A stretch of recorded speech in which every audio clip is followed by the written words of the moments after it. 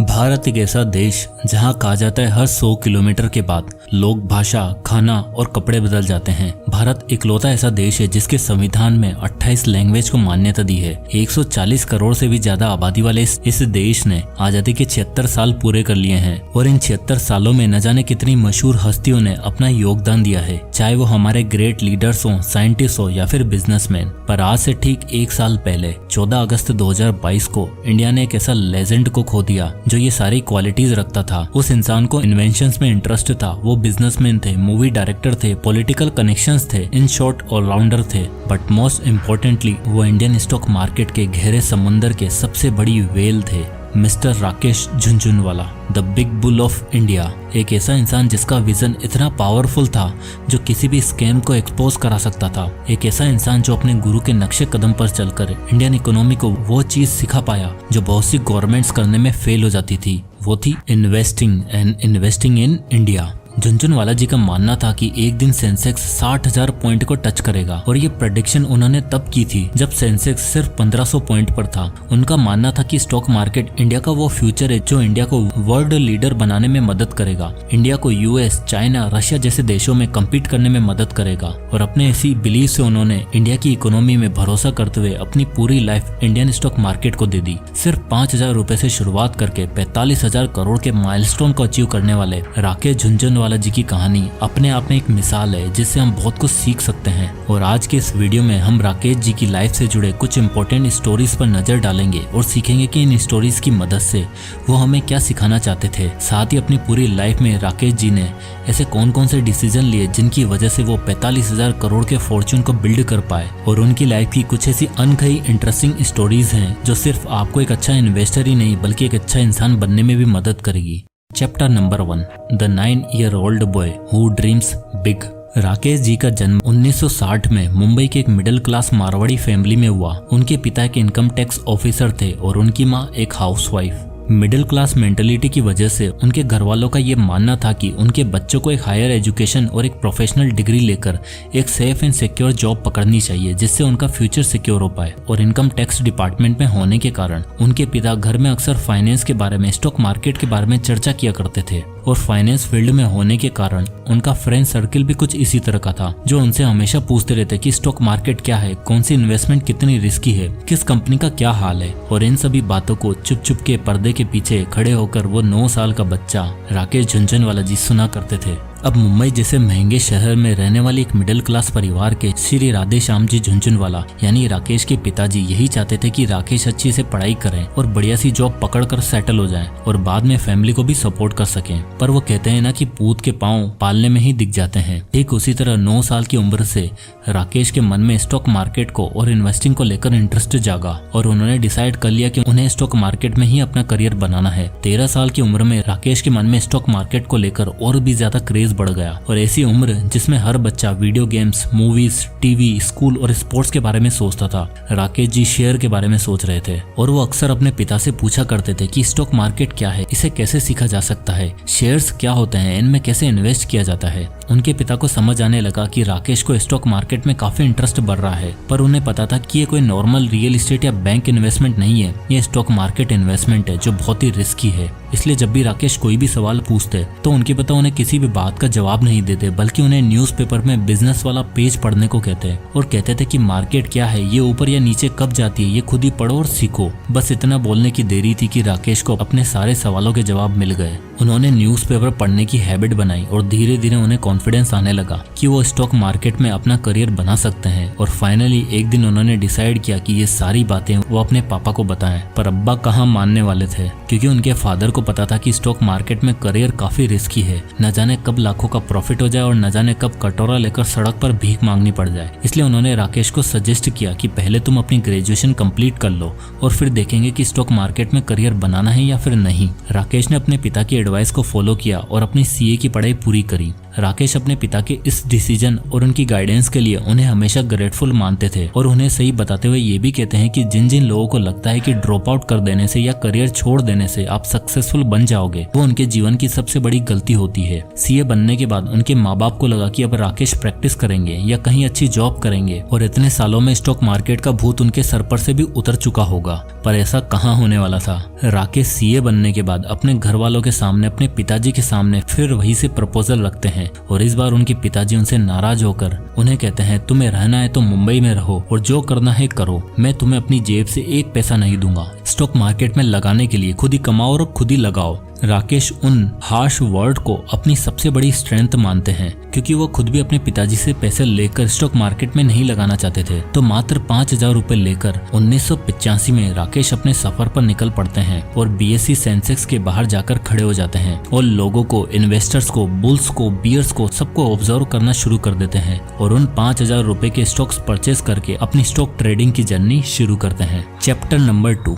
The investing king. अब राकेश अपनी journey शुरू तो कर चुके थे, पर सबसे बड़ी प्रॉब्लम जो उनके सामने आ रही थी वो थी कैपिटल की। राकेश जी के पास ट्रेडिंग के लिए फंड्स काफी कम थे, इसलिए उन्होंने अपने बड़े भाई जो खुद भी एक प्रैक्टिसिंग चार्टेड अकाउंटेंट थे उनसे मदद मांगी। राकेश की मदद के लिए उनके भाई ने उन्हें 2 क्लाइंट्स दिए। अब उन क्लाइंट्स को राकेश पर कहां भरोसा होने वाला था, पर जब राकेश ने स्टॉक मार्केट के बारे में उन्हें समझाना शुरू किया तो उन्हें लगा कि इस बंदे में कुछ तो बात है। उन दिनों एफडी वगैरह में सबसे हाईएस्ट इंटरेस्ट रेट मिलता था, वो था 10% के अराउंड, और राकेश ने अपने क्लाइंट्स को वादा किया कि वो उन्हें 18 से 19% का रिटर्न अर्न करके देंगे। उनमें से एक क्लाइंट ने राकेश को 2.5 लाख रुपए दिए और एक ने 10 लाख रुपए। और अब बारी थी अपनी नॉलेज के बेस पर अपनी लाइफ की पहली और सबसे बड़ी बेट खेलने की। 1983 से 1985 के बीच ग्लोबल टी मार्केट इंडस्ट्री में काफी उछाल देखने को मिला था। पूरी दुनिया में जहां चाय की मार्केट काफी ठंडी पड़ी थी, वो सडनली तेजी से रिवाइव करने लगी और टी की बिगेस्ट सप्लायर होने की वजह से इंडियन टी कंपनीज को काफी फायदा होने वाला था। राकेश जी ने इस ट्रेंड को स्टडी किया और उस समय की या कह लो कि आज की सबसे फेमस टी कंपनी पर पैसा लगाया, जिसका नाम था टाटा टी। क्लाइंट से मिले पैसों से और अपनी थोड़ी बहुत इन्वेस्टमेंट से उन्होंने टाटा टी के 5,000 स्टॉक्स खरीदे, तब जब उनकी प्राइस 43 रुपए थी। पर सिर्फ 3 महीनों के अंदर अंदर टाटा टी का प्राइस 43 रुपए से 143 रुपए तक पहुंच गया और उनकी इन्वेस्टमेंट डबल ही नहीं बल्कि ट्रिपल हो गई।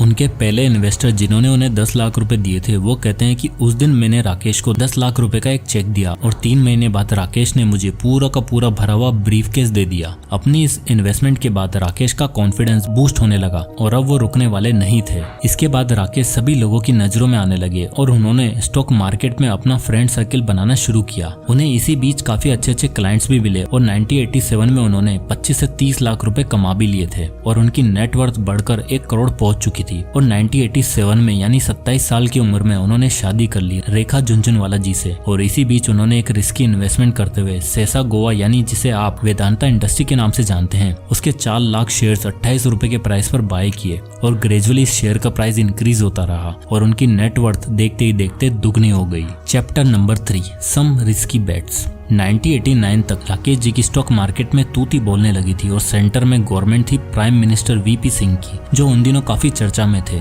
क्योंकि उनके फाइनेंस मिनिस्टर मिस्टर मधु दनवते फाइनेंशियल बजट डिक्लेयर करने वाले थे, जिसके तहत सभी लोगों और इन्वेस्टर को यही लग रहा था कि ये बजट सिर्फ सोशल कॉज के लिए होने वाला है। बिजनेस और इन्वेस्टर के लिए इस बजट में कोई बेनिफिट नहीं है। ये रूमर्स आने लगे कि बहुत सारी कंपनीज का दिवाला निकलने वाला है, पर इन्हीं रूमर्स की वजह से सभी लोगों ने अपने शेयर्स बेचना शुरू कर दिए। राकेश जी बताते हैं कि उन दिनों सभी लोग सिर्फ शेयर बेचने के लिए ही उन्हें फोन किया करते थे, पर राकेश जी का मानना था कि ये बजट बिजनेस फ्रेंडली होने वाला है क्योंकि वीपी सिंह एक व्यापारी रह चुके थे और जहां सब शेयर्स बेच रहे थे राकेश जी ने हेवीली इन्वेस्ट किया। यहाँ तक कि अपनी वाइफ के लाख कहने पर भी उन्होंने घर में एसी भी नहीं लगवाए। इसका रिजल्ट दिखा अगले 6 महीनों के अंदर। राकेश जी की प्रेडिक्शन सही साबित हुई और उनकी 2.5 करोड़ की वेल्थ इंक्रीज होकर 40 करोड़ के आसपास हो गई थी और धीरे धीरे उनकी इन्वेस्टिंग टेक्निक को लोग मानने लग गए। और इसके बाद साल 2003 में उन्होंने पेनी स्टॉक में इन्वेस्ट किया, जिसका प्राइस उन दिनों सिर्फ 3 रुपए था और राकेश जी ने उस कंपनी के 6 करोड़ शेयर्स को खरीद लिए थे। लोगों ने उन्हें इस चीज के लिए क्रिटिसाइज करना शुरू कर दिया, पर दोस्तों वो शेयर कोई और नहीं बल्कि टाइटन कंपनी शेयर था।